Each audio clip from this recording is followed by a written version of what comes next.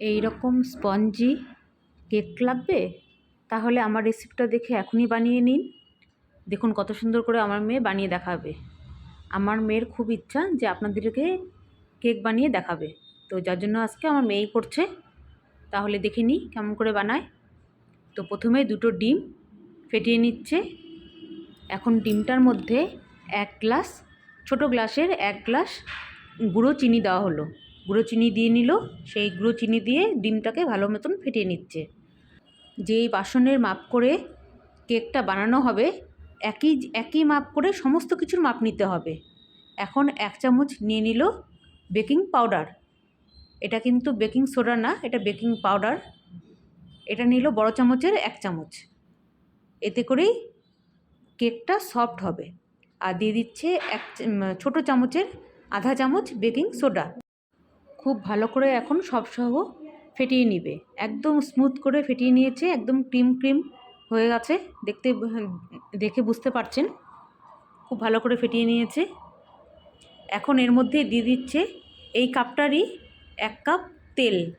এখন প্রথমে 1 কাপের থেকে একটু কম তেল দিল, সাদা তেল। আপনারা চাইলে বাটারটাও গুলিয়ে দিতে পারেন। তো দিয়ে দিল, পরে আরও বাকিটা দিয়ে দিবে। এখন ওই গ্লাসের 1 গ্লাস দিয়ে দিল, ছোটো গ্লাসের 1 গ্লাস দিয়ে দিল ময়দা দিয়েও খুব ভালো করে একইভাবে মিশিয়ে নিতে হবে। সমস্ত উপকরণগুলো খুব সুন্দরভাবে একই ডাইরেকশানে মেশাতে হবে, যেন কোনো দানা না থাকে। ঠিক সেরকম করে মিশিয়ে নিয়েছে। তো ক্রিম হয়ে গেছে একদম, দেখতেই পাচ্ছেন। তো ব্যাটারটা একটু গাঢ় মনে হচ্ছিল বেশি, যার জন্য একটু দুধ দিয়ে দিল, লিকুইড দুধ, না গরম না ঠান্ডা, এরকম একটা দুধ দিয়ে দিল অল্প কিছুটা পরিমাণে। এখন দিয়ে দিচ্ছে কিছু শুকনো গুঁড়ো দুধ। আপনারা চাইলে ওই গ্লাসটার মাপ করেও দিতে পারেন বা ছোটো কাপটার মাপ করেও দিতে পারেন। তো এখানে মেয়ে আন্দাজ করে 4-5 চামচ দিয়ে দিল। এখন গুঁড়ো দুধটা দিয়েও খুব ভালো করে মিশিয়ে নিতে হবে। দেখুন কত সুন্দর হয়ে যায়। খুব সুন্দরভাবে মেশাতে হবে, যেন কোনো দানা না থাকে। দানা থাকলে কিন্তু ভালো হবে না। খুব ভালো করে মিশিয়ে নিয়েছে। প্রায় সমস্ত কিছু মেশাতেই আমাদের কমের পক্ষে 15 মিনিট লেগে গেছে। তো এখন দিয়ে দিচ্ছি একটু ফুড কালার। ফুড কালারটা অপশনাল, আপনারা নাও দিতে পারেন। ফুড কালারটা খাওয়া যদিও ভালো না, কিন্তু আমার মেয়ের ইচ্ছায় যে একটু কালারফুল বানাবে, তার জন্য একটু ফুড কালার দিয়ে দিল। তো ফুড কালারটা দিয়েও খুব ভালো করে মিশিয়ে নিচ্ছে। বেশ একটু টাইম নিয়ে মেশাতে হবে, যেহেতু এটা শুকনো দিয়েছে। খুব ভালো করে মিশিয়ে নিচ্ছে বেশ একটু টাইম নিয়ে। দেখুন কত সুন্দর হয়েছে, একদম ক্রিমি ক্রিমি।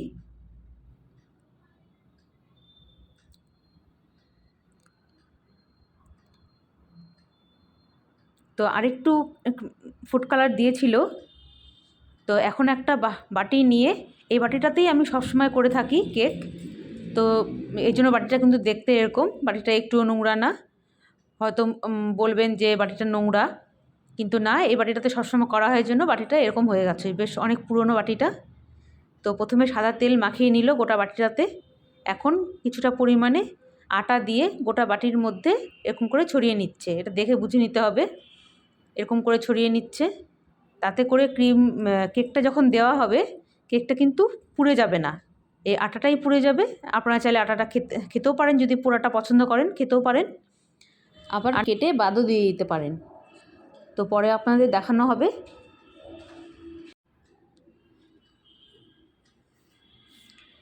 ব্যাটারটার মধ্যে আরেকটু কালার দিয়েছিল পরে।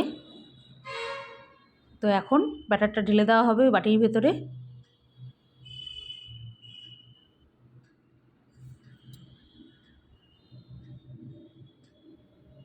দেখুন কত সুন্দর হয়েছে, দেখে বুঝতে পারবেন যে কীরকম ঘনত্বের করতে হয়।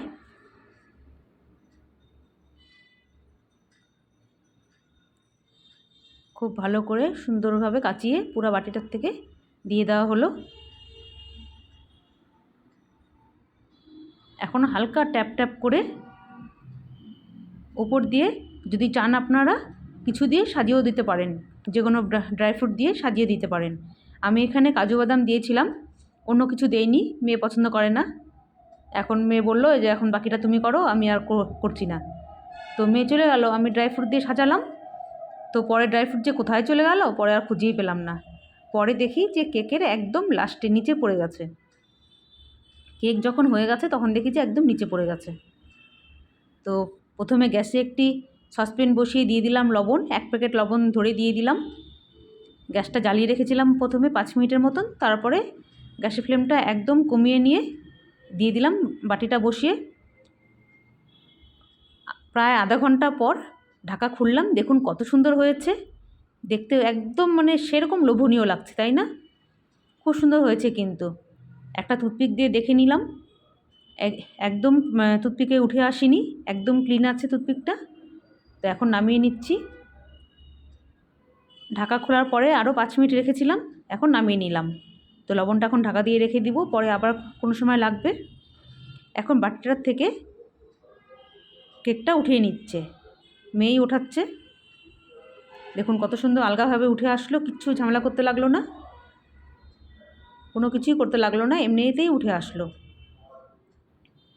এখন নামিয়ে নেওয়া হবে। দেখুন কত সুন্দর হয়েছে, দেখেই লোভনীয় একদম, তাই না? আমার তো দেখে খুব ভালো লেগেছে, একদম ফেটে গেছে, দেখুন ওপরটা খুব সুন্দরভাবে ফেটে ফেটে গেছে। আমি এই পর্যায়ে ভাবলাম যে আমি যে কাজু বাদামগুলো দিলাম গেল কোথায়? তো তখন তো বুঝতে পারলাম না। তো আপনারা চাইলে এই যে এরকম করে একটা চাকুর সাহায্যে আলগা আটাটা ছাড়িয়েও নিতে পারেন, আর না হলে পরে কেটে কেটে পরিষ্কার করে নেবেন। দেখুন কত সুন্দর লাগছে দেখতে, এত সুন্দর লাগছে, খুব সুন্দর লাগছে। যতটা স্পঞ্জি হয়েছে মানে খুবই সুন্দর হয়েছে, যেমন সফট তেমনই স্পঞ্জি। এখন কেটে নিচ্ছে, কেটে নিয়ে মাঝখানটা দেখাবে কেমন হয়েছে। আমার তো খুব ভালো লেগেছে, হয়তো আপনাদেরও ভালো লাগবে।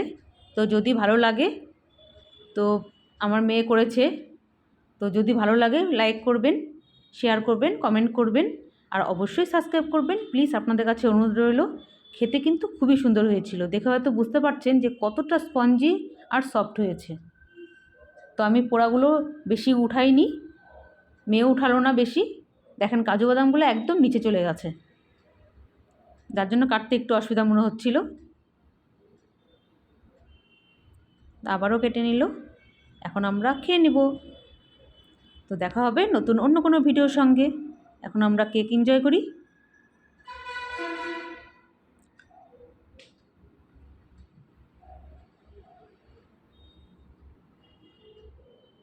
দেখুন কত সুন্দর হয়েছে, একদম স্পঞ্জ।